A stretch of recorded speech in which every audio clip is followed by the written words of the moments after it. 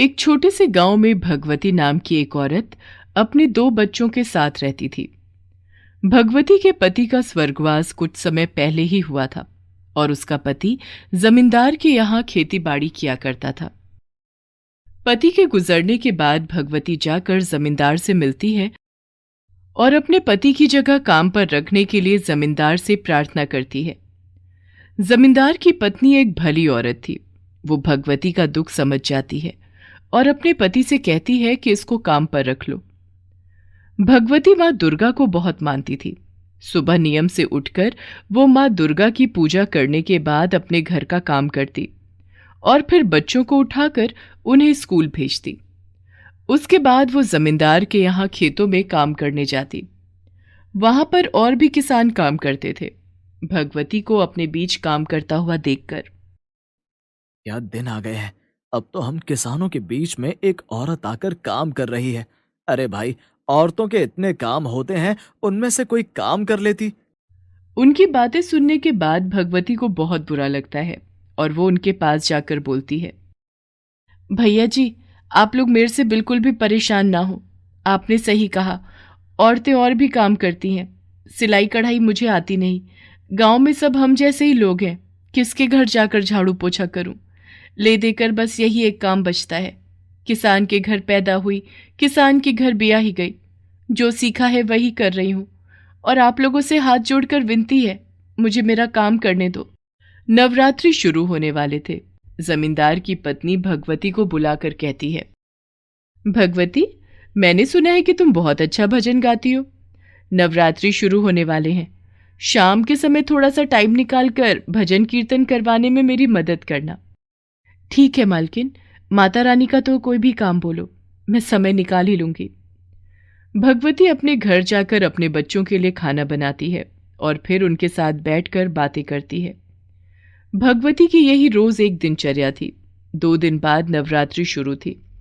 भगवती अपने बच्चों के साथ मिलकर सारे घर की सफाई करती है और उसके बाद वो अगले दिन जाकर माँ दुर्गा की नवरात्रि के लिए सामान लाती है। नवरात्रि वाले दिन सुबह पूजा करने के बाद वो बच्चों से बोलती है कि शाम को वो जमींदार के यहाँ भजन कीर्तन करेगी, इसलिए शाम को वो दोनों भी वहीं पर आ जाएं। माँ, तुम कभी क्यों नहीं करवाती हो कीर्तन? मुझे तो बहुत अच्छा लगता है। जरूर कराऊंगी बेटा, बस थोड़े से अच्छे दिन होने दे। भगवती अपना थैला उठाकर जमींदार के यहाँ चली जाती है। सब किसान खेतों में काम कर रहे थे। भगवती को देखते ही मुंह बनाने लगते हैं। तभी वहां जमींदार आता है। भगवती, आज तू खेतों में काम रहने दे। ऐसा कर, तेरी मालकिन ने आज बहुत काम फैला रखा है, तू जाकर उनकी मदद कर दे। ठीक है, मैं उनकी मदद कर देती हूँ। भगवती जमींदारनी के पास जाती है। आ गई तू? जरा देख कर बता तो कैसी लग रही है माता रानी की चौकी? बहुत सारे काम हैं। गांव से बहुत सारे लोग आएंगे चौकी में। वैसे तो मैंने कीर्तन मंडली को भी बुलाया है, लेकिन मैंने सुना है कि तेरे भजन बहुत अच्छे होते हैं। ये तो पता नहीं, लेकिन माता रानी के भजन गाने से बड़ी ही शांति मिलती है। शाम के 4 बज जाते हैं। धीरे धीरे गांव की काफी औरतें वहां इकट्ठा हो जाती हैं और फिर कीर्तन मंडली 4-5 गाने गाकर रुक जाती है कि तभी भगवती माँ दुर्गा के भजन गाने लगती है। भगवती पर तो साक्षात सरस्वती देवी की कृपा थी। इतना मधुर भजन गाया कि सब लोग झूम गए। जमींदारनी ने तो पहली बार भगवती का भजन सुना था। मारी खुशी के वो भगवती को 500 रुपए दे देती है। कीर्तन खत्म होने के बाद भगवती और उसके बच्चों को प्रसाद देकर विदा करती है। माँ, सब लोग कितना खुश थे और कितनी जोर जोर से ताली बजा रहे थे। माँ, तूने उन कीर्तन मंडली वालों को मना क्यों करा? वो तो तुम्हें कह रहे थे ना कि हमारे साथ गाना शुरू कर दो। अरे बेटा, मैं उन्हें हाँ कैसे बोल सकती हूँ? उनका तो इधर उधर घूमने का काम है, कभी इस गांव में कभी उस गांव में। भला मैं कहाँ कहाँ घूमती रहूंगी?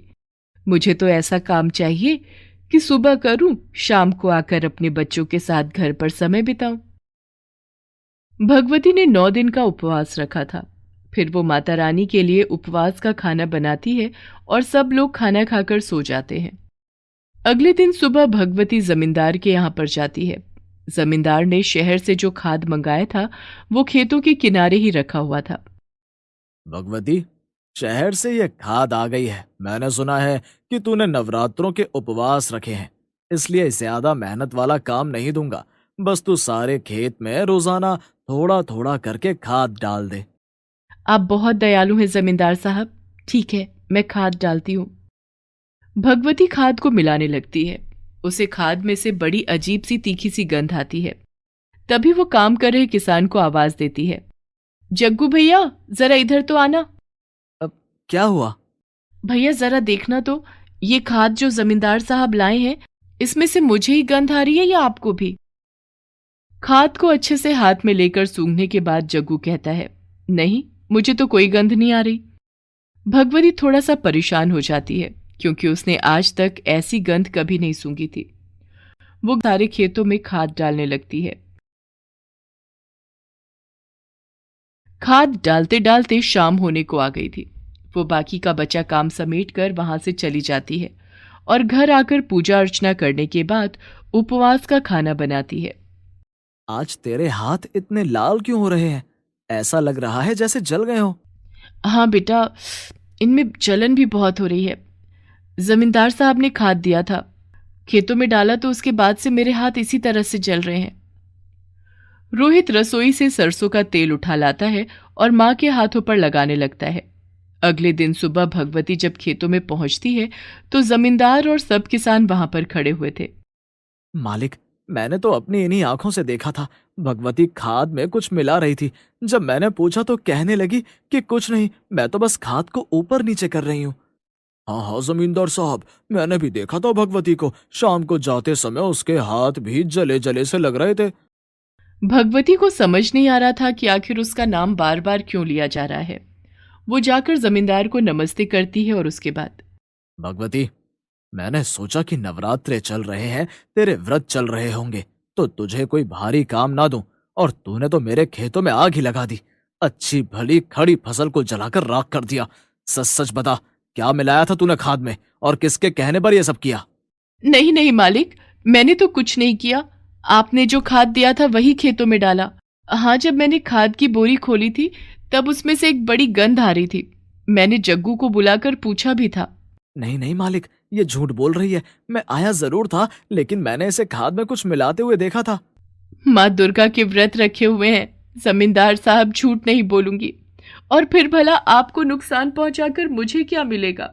मेरे घर की दाल रोटी आपके यहाँ से चलती है। जग्गू झूठ बोल रहा है। तो क्या भोलू भी झूठ बोल रहा है? इन सब ने तुझे खाद में कुछ मिलाते हुए देखा है। सबकी बात तो छोड़, तूने कल खाद डाला, उसके बाद खड़ी फसल कैसे जल गई? और ये तेरे हाथ इतने लाल क्यों हो रहे हैं?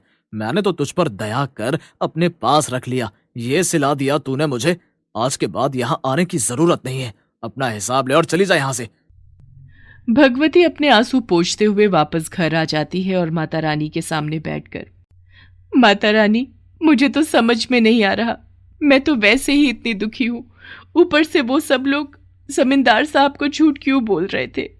तू जानती है मैंने कुछ नहीं किया है, लेकिन मेरी बात पर किसी को भी यकीन नहीं। अब मेरा क्या होगा? मेरे बच्चों का क्या होगा? हे माता रानी, तू सब जानती है। मेरे साथ न्याय कर माँ। भगवती का रो रो कर बुरा हाल था और वहां जमींदार के यहाँ काम कर रहे किसान शाम को काम खत्म होने के बाद जब हाथ मुंह धो रहे थे तो आपस में बातें करने लगे।